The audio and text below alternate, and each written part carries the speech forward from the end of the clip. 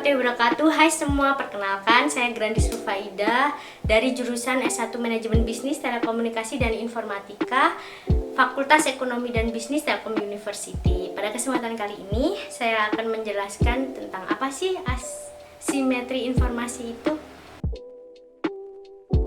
Menurut Ferry Prasetya yang ditulis pada tahun 2012 menyatakan bahwa asimetri informasi itu merupakan perbedaan informasi yang didapat di antara salah satu pihak dengan pihak lainnya yang ada dalam kegiatan ekonomi. Nah, umumnya penjual itu memiliki lebih banyak informasi dibandingkan pihak lainnya, yaitu pembeli. Kemudian Hanafi pada tahun 2014 menyebutkan bahwa konsep signaling dan asimetri informasi berkaitan erat. Teori asimetri mengatakan bahwa pihak-pihak yang berkaitan dengan perusahaan tidak mempunyai informasi yang sama mengenai prospek dan resiko perusahaan. Pihak tertentu mempunyai informasi lebih baik dibandingkan dengan pihak luar. Asimetri informasi terjadi karena manajer lebih superior dalam menguasai informasi dibanding dengan pihak lainnya. Dengan asumsi bahwa individu bertindak untuk memaksimalkan kepentingan diri sendiri, maka dengan informasi asimetri yang dimilikinya akan mendorong agen untuk menyembunyikan beberapa informasi yang tidak diketahui prinsipal. Sehingga dengan adanya asimetri antara manajemen dengan pemilik memberikan kesempatan kepada manajer untuk melakukan manajemen lab. Sehingga dengan adanya asimetri antara manajemen dengan pemilik memberikan kesempatan kepada manajer untuk melakukan manajemen laba dalam rangka memaksimumkan utility-nya.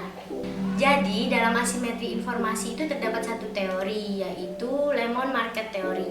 Nah, Lemon Market Theory atau teori ketidaksempurnaan pasar ini itu dikemukakan oleh George Akerlof pada tahun 1970.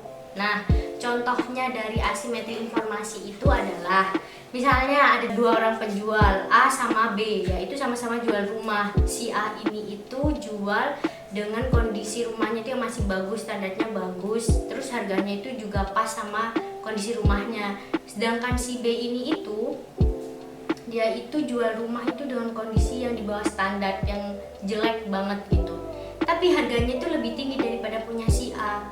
Nah, karena adanya asimetri informasi, ketimpangan informasi itu jadi ngebuat orang-orang itu berpikir kalau rumah yang dijual sama si A itu kualitasnya jelek karena rumahnya itu harganya lebih murah daripada punya si B. Padahal punya si A itu jauh lebih kokoh daripada punya si B.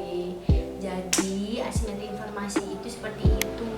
Nah, kemudian di dalam asimetri informasi itu terdapat dua jenis, yaitu hidden knowledge dan juga hidden action. Hidden knowledge yaitu keadaan di mana salah satu pihak lebih mengetahui tentang kualitas barang atau kontrak terhadap barang atau jasa yang diperdagangkan dibanding dengan pihak lain sebagai mitranya. Nah, di salah satu bentuk dari hidden knowledge itu adalah adverse selection, yaitu jenis informasi yang diperoleh di mana satu atau lebih pihak dalam suatu transaksi bisnis atau transaksi potensial memiliki keunggulan informasi melalui pihak lain. Adverse selection ini itu dapat terjadi karena beberapa orang seperti manajer perusahaan dan para pihak dalam atau insiders mengetahui kondisi terkini dan prospek suatu perusahaan daripada para investor luar. Nah, contoh dari adverse selection ini itu contohnya dalam kasus asuransi. Nah, orang yang mengajukan perlindungan asuransi biasanya itu memiliki kecenderungan untuk mengajukan klaim yang signifikan. Misalnya, mereka yang memiliki masalah kesehatan yang parah ingin membeli asuransi kesehatan. Atau contoh lainnya adalah orang-orang yang pergi ke tempat berbahaya seperti zona perang itu ingin membeli lebih banyak asuransi jiwa. Nah, kemudian yang kedua itu ada hidden action.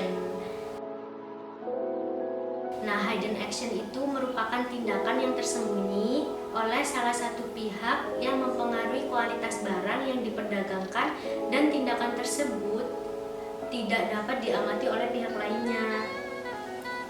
Nah, salah satu bentuk hidden action itu adalah moral hazard, yaitu perilaku tidak jujur atau karakter merusak yang ada pada individu yang memicu frekuensi dan keparahan kerugian.